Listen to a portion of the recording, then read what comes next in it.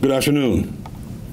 I'm here today to share outcomes pertaining to a successful 6-month gang and violent crime and narcotics investigation, Operation Crown Down. I want to begin by acknowledging the Jacksonville Sheriff's Office investigators and partner agencies who participated in this operation. The Jacksonville Sheriff's Office Crime Gun Intelligence Center, JSO Gang Unit, our ATF, and our State Attorney, Melissa Nelson. Also representing the ATF is Robert Bryson, Group Supervisor with ATF, and Mark Romano, Director of Investigations for the Homeland Security and Investigations Department for JSO.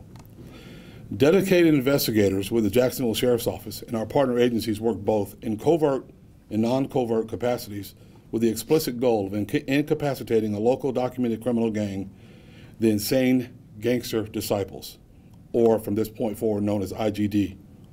I want to provide some background about this gang. They are a loose subset of the national gang, the Gangster Disciples.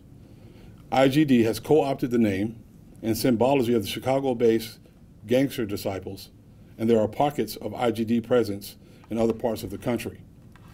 This was a 6-month operation which utilized the investigative and technological resources of the Jacksonville Sheriff's Office and our partner agencies. The purpose of this long-term investigation was identifying members of this street gang and building criminal cases against them. I want to frame why this operation was instituted.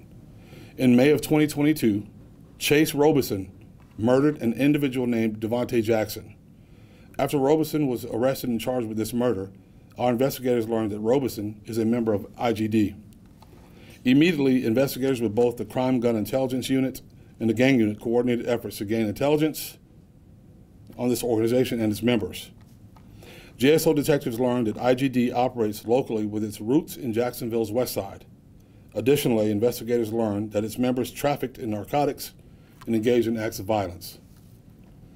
Given the dangers posed by these gang members, investigators crafted this operation with the intention of arresting as many members as possible to rid our community of this criminal organization. I'm gratified to report that this operation achieved that objective. 19 documented members or affiliates of IGD were arrested over the course of this 6-month operation. Currently, these defendants have pending criminal cases in state and federal court. These individuals were arrested for a wide variety of felony charges, including murder, manslaughter stemming from a fentanyl overdose investigation, carjacking, possession of a firearm by a convicted felon, trafficking in fentanyl, trafficking in methamphetamine, sale of methamphetamine, sale of heroin, sale of cocaine, aggravated fleeing or attempting to elude a law enforcement officer, possession of controlled substances, grand theft, and dealing in stolen property. Additionally, law enforcement seized the following contraband during this operation: 18 firearms, as you can see some of them are on the table to my right, including handguns, rifles, and firearms components such as silencers, lasers, and gun switches, 111.80 grams of methamphetamine, 22.90 grams of fentanyl, 16.40 grams of cocaine, 3.90 grams of heroin, and 203 grams of marijuana. All the seized firearms were examined by forensic firearms examiners housed within JSO's Crime Gun Intelligence Unit and run through NIBIN, which is the National Integrated Ballistics Information Network. Through this analysis, investigators learned the following. A recovered DPMS Panther Arms rifle was a murder weapon used in the 2022 murder. A recovered TriStar 9mm L129 was the weapon used in the 2021 shooting. Through the thoughtful and meticulous investigative work of our JSO detectives and our law enforcement partners, many gang members are facing serious criminal charges. As a result of this operation, a once thriving, violent organization is now functionally extinct. This operation stands as another major multi-agency law enforcement success, pairing the use of advanced undercover techniques with cutting-edge technology to disrupt violence and drug trafficking. Our community is safer today due to the remarkable work of these dedicated investigators. To those group and gang members who continue to terrorize our community, the Jacksonville Sheriff's Office will continue to use all of our resources and those of our partner agencies to stop your organizations and imprison you. We will keep coming for you until Jacksonville is free of violence and all of its citizens can live in peace. Operation Crown Down highlights a tendency flexibility, patience, and competency of our investigators and those of our partner agencies. We will share intelligence, we will adopt the most advanced technologies, and we will work in covert capacities to bring crime drivers to justice and decapitate criminal organizations. Right now, I'd like to introduce our friend, State Attorney Melissa Nelson. Sheriff, thank you. When we talk about collaborative efforts to protect the public, these arrests are a clear-cut example of results that happen when we all work together. Illegal firearms, drugs, and a local criminal enterprise whose activities have caused immeasurable harm in our community now have been taken off the streets through the work of the dedicated agencies you see here on stage. As Sheriff Waters mentioned, the Crime Gun Intelligence Center continues to be an invaluable resource to our community. I'm grateful to be joined today by the prosecutors who are handling these cases, including the State Attorney's Office Chief Assistant Lee Hutton, who is handling the prosecution of Chase Robeson for murder. Lee Hutton's, I need to give him a shout out right now. His keen attention to detail as he handled that prosecution and prepared for that case is one of the reasons this operation netted such results. He does not like credit, but all of you who work with him know that what I'm saying is in fact true. Also of note, as the sheriff mentioned, one of the defendants on the board is being prosecuted for his drug dealing that directly led to the overdose death of a man in December of last year. Though he did not pull a trigger, his actions were just as deadly.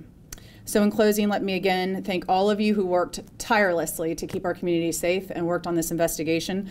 To those of you who are prosecuting these cases, to you, Sheriff Waters, Mark Romano, your team, Bob Bryson, your group at ATF, and your continued collective efforts against crimes like these. These arrests and prosecutions have taken dangerous people off our streets. So if you have any questions, I'll answer what I can right now. I had a question for Ms. Nelson regarding the prosecution. It's obviously different crimes, like the murder is going to be a harder prosecution. What can you say about us keeping a lot of these people off the streets? I mean, you prosecute them at once, do you prosecute them all together? So, and actually in driving over and talking to two of the assistant state attorneys who we've dedicated assets to the sheriff's office for this and other prosecutions. But the sheriff read the litany of criminal offenses.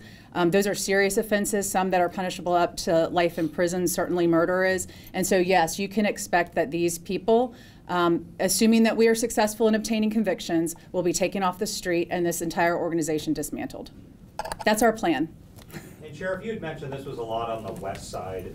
Can you describe what you mean by that? Were they just kind of all over the west side? Because the west side is a big area of the city. So my understanding from our detectives is the Hooterville area around California, 103rd, not Hurlong, but in those areas up there. Okay. Will any of them be charged in connection with the Devontae Jackson murder in addition to Robeson? You want to answer that? No. Okay, we'll talk about that later on. And there was obviously the murder and the manslaughter. What kind of general terror were they causing for these neighborhoods around California and 103rd? Was this a difficult thing to kind of keep the peace in the neighborhood with this going on? Listen, when you talk about selling fentanyl, and methamphetamine, and all those drugs, and the guns involved, I think there are terror. I think they are a serious problem, well, not anymore. And we're going to continue to focus in those areas to make sure that there's anything lingering. If it is anyone hanging out that's a part of this group, we're going after them also. And you say they were linked to a national organization. Can you describe what you mean by that? So there's a Gangster Disciples out of Chicago. They get that name from them. And there's some loose associations, but not close where they're buddies and they talk on the phone like that, but just a name. Some of the hand signs that they do, all Gangster Disciple type stuff.